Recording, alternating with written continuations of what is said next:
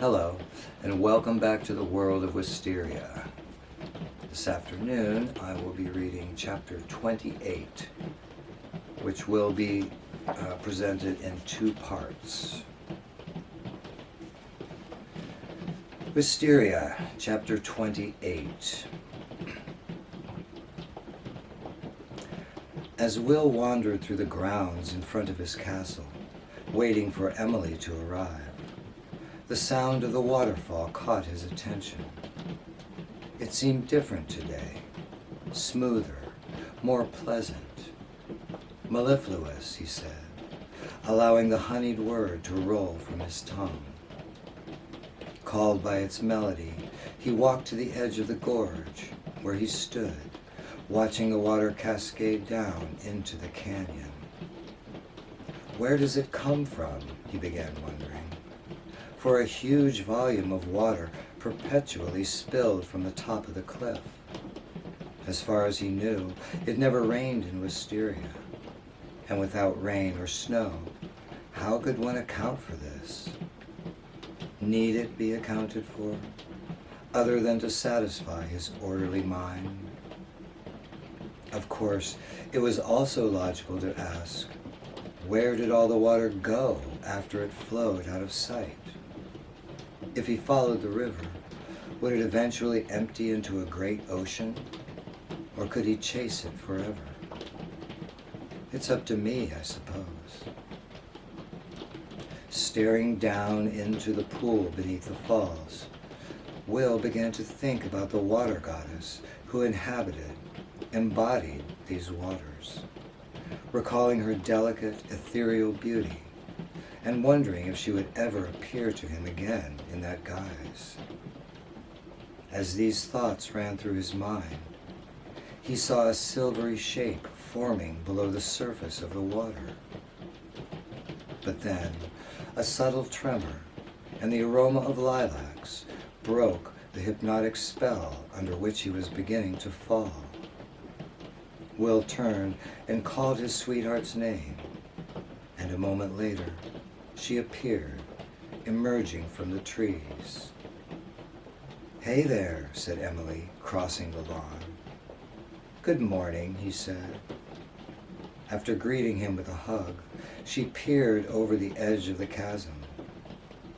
"Any sign of your fairy?" she asked. "No," he answered, seeing only the swirl of water below. They then sat down on the grass. Emily leaned her head on Will's shoulder, and for several minutes they listened in silence to the song of the falls. "This is nice," said Emily with a soft sigh. Will pressed his fingers against the palm of her hand. "Yes, it is," he replied. "This is how it should be," she said wistfully. "Just you and me, here, together, in this lovely, peaceful place." The feud with Nathan seemed such a pointless waste of energy for everyone concerned, including Nathan, especially for Nathan. Let that be his punishment, thought Will.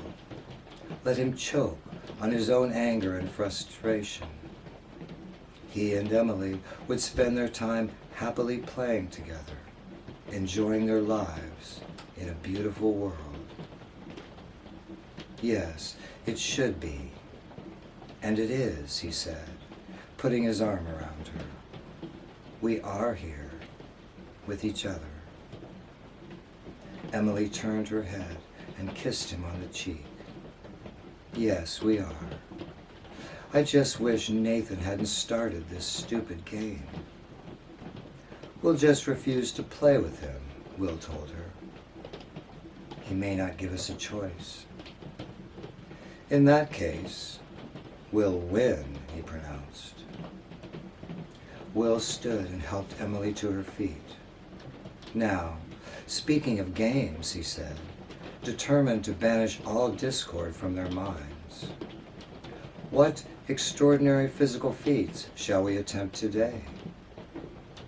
"I believe it's your turn to decide," she answered. "Let me see." We've practiced jumping up, he said, staring into the canyon, but not down. Down? Emily seemed puzzled for a moment. Then her eyes widened as she realized what Will was proposing. Are you serious? She asked. Why not? He responded. What's the worst that could happen? Gee, Will, I don't know, she replied, looking down at the jagged rocks that lined the river. Broken bones, lots of blood. Really, he said, with a cautious smile. She was kidding, wasn't she? Wouldn't we wake up if something went wrong? Probably so, Emily answered, though more hesitantly than Will would have liked. Okay, I'm game, she declared, but you first. That's only fair, said Will. And absolutely no cheating, she reminded him. You can't alter the world. No updrafts, and no turning rocks into marshmallows. Unless you have to, she added. In which case, I automatically win. Of course, he said. Having succeeded numerous times in altering his weight, Will had little reason to fear taking the plunge. But as he stepped to the edge of the sheer drop and gazed down, imagining himself actually jumping into the abyss, he began to question the wisdom of issuing this challenge. The gorge now looked much deeper than it had a moment ago, and the thought of hitting those rocks at speed, his pulse began to quicken, and he felt an uncomfortable pressure in the pit of his stomach. Better now than halfway down, he thought, recognizing the mounting symptoms of self-doubt. Taking a deep breath, Will calmed his mind, filling it with visions of a safe flight and quelling his fears. Okay, here goes, he announced, slowly raising his arms and extending them sideways as if they were wings. Then he jumped. As he fell, the surrounding sea of air did support his more buoyant body, reducing the speed of his descent. However, when he looked down, trying to gauge how rapidly the ground was approaching, Will realized he was still falling too fast to land comfortably. Determined not to cheat, he considered trying to toughen his body, as Jeremy had demonstrated to them, and absorb the impact when it came. But Will hadn't practiced this trick, which Jeremy had said was a subtler skill, and this was no time to experiment. Instead, he imagined his body was hollow, a mere shell, filled not with air, but with nothing. His body responded, and his fall became feather-like. Then, using small movements of his arms and legs, he steered himself toward a sandy area on the bank of the river, where he landed softly. With his feet once again on solid ground, he looked up and saw Emily's small figure at the top of the cliff waving to him. In response, he triumphantly lifted his arms above his head. Their decision to attempt the jump had been so spontaneous that they hadn't discussed whether Will, if successful, should wait for her at the bottom or come back up to explain what he'd done. I'd like to talk to her before she tries it, he thought. But how do I get up there? Could he actually jump that high? He didn't see why not, though it was many times higher than anything he'd attempted before. The same principle applied. He would try, just to see if he could do it. But since this return trip wasn't part of the challenge, he could cheat if he needed to. Will readied himself, reducing his weight and putting strength into his legs, then leapt upward. Though he rose to a dizzying height, it soon became clear that the force he generated wouldn't carry him to the top. As his ascent slowed, he called on the wind, and with its aid, he flew to the rim of the ravine and landed on the grass next to Emily. For a moment, she stared at him, speechless, with disbelieving eyes, clearly shocked by his prodigious leap. "Wow," she marveled, recovering her voice. "I was not expecting that." "And you didn't cheat?" "Not on the way down," Will replied. "I did need some help to get back up, though." "Still," she remarked, peeking down into the chasm. "So how did you do it?" "The jump down or up?" "Down," she said. Will described his experience, explaining how he'd been able to slow his fall. "How you do it is up to you," he said. "But you have to make your body lighter than it was during our previous contests." After taking a few moments to consider what Will had told her, Emily began moving closer to the edge, inching forward until her toes hung over the void. "Wish me luck," she said. "If you see me disappear, you'll know I couldn't do it and had to bail out." "Wait," said Will, stopping her. "Let me jump back down. That way, if anything goes wrong, I can catch you." "Catch me?" "Not with my arms," he said, smiling. "Ah," she responded. "Although that would be very romantic." "Yes, it would," he admitted. "I just couldn't guarantee that either of us would end up in one piece." "Okay, you can catch me, but only if it looks like I'm going to crash," she stipulated. "And you have to promise me I won't splash down in a giant cream pie or something like that." Will promised, crossing his heart. "I'll watch from below," he told her, "and if you need help, let me know. Give me a signal." "Okay, how about..." Emily raised her arms, waving them wildly in the air, and screamed, "Ah! Help me!"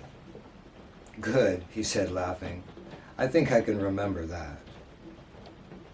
After giving her a good luck kiss, Will jumped back into the ravine, this time with no preparation, falling as one would normally fall, nearly halfway to the bottom, before he began applying the brakes, gradually emptying his body of mass until it was all but weightless.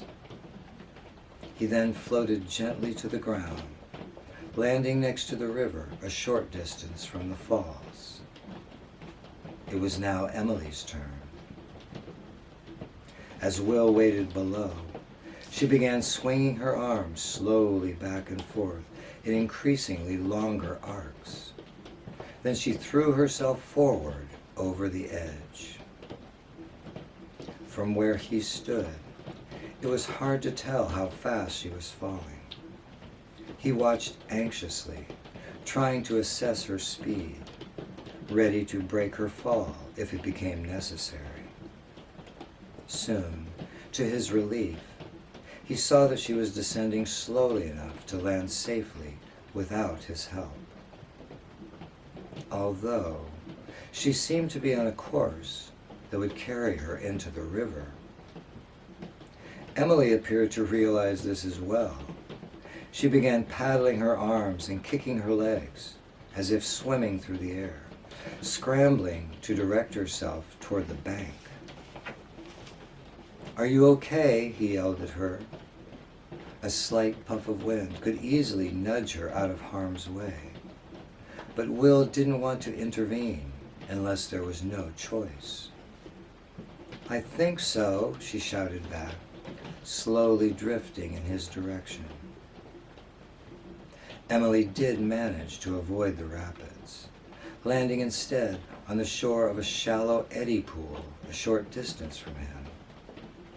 Though she landed gently, her feet touched down on an uneven bed of rocks, moistened by mist and coated with a thin layer of dark green moss. And as her natural weight returned, she began to slip on the irregular surface. She swayed back and forth, contorting her body and waving her arms, struggling to remain standing.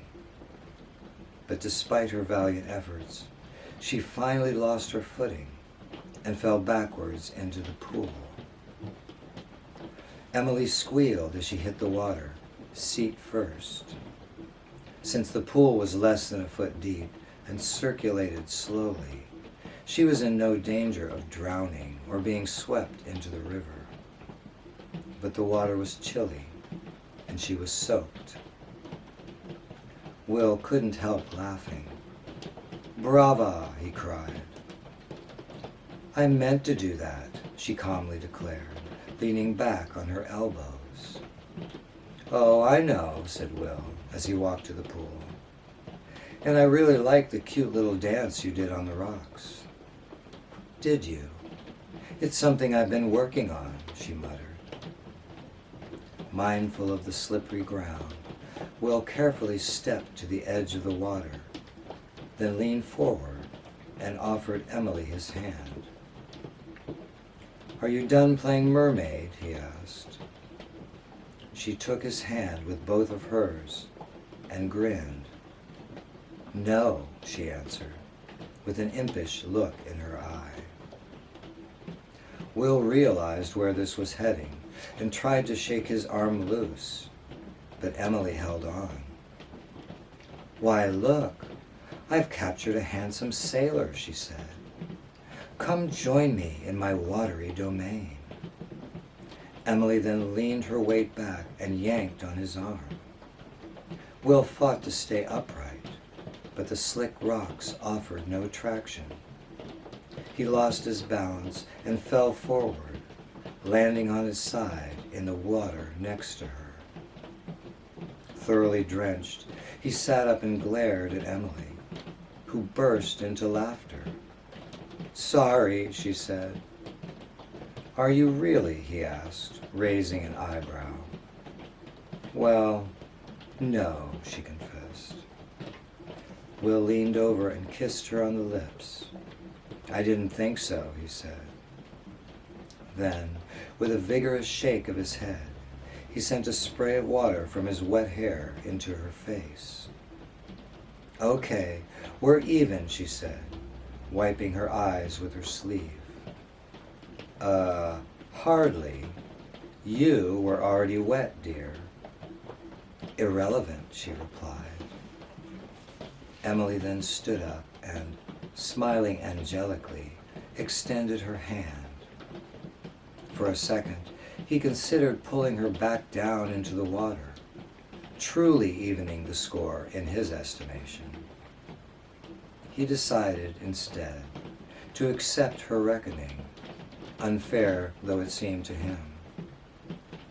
"Why, how nice of you," he said, with exaggerated politeness, demonstrating the proper response to an offer of help.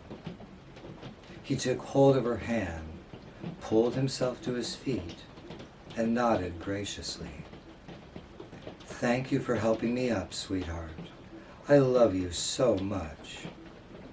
"See," he added, "that's how it's supposed to work." "I agree," said Emily. "Unless, of course, you're a sailor-hungry siren." Will sighed. He couldn't win. "And I love you so much too," she added, planting a kiss on his wet cheek. Hand in hand, treading cautiously, they stepped out of the pool and made their way onto a patch of soft, damp sand. Emily promptly kicked off her shoes and took a seat on the ground. "Well, we did it," she said. "Yes, we did," Will replied, shaking the water from his hair and clothes before sitting down alongside her. Emily leaned back and stared up at the top of the falls. "Imagine what it would be like to jump from there," she mused. "That would be quite a fall. Twice the drop," he surmised. "I suppose we could try it sometime." "Maybe," she said, folding her hands behind her head and reclining back on the bed of sand. "Not today, though. No, not today."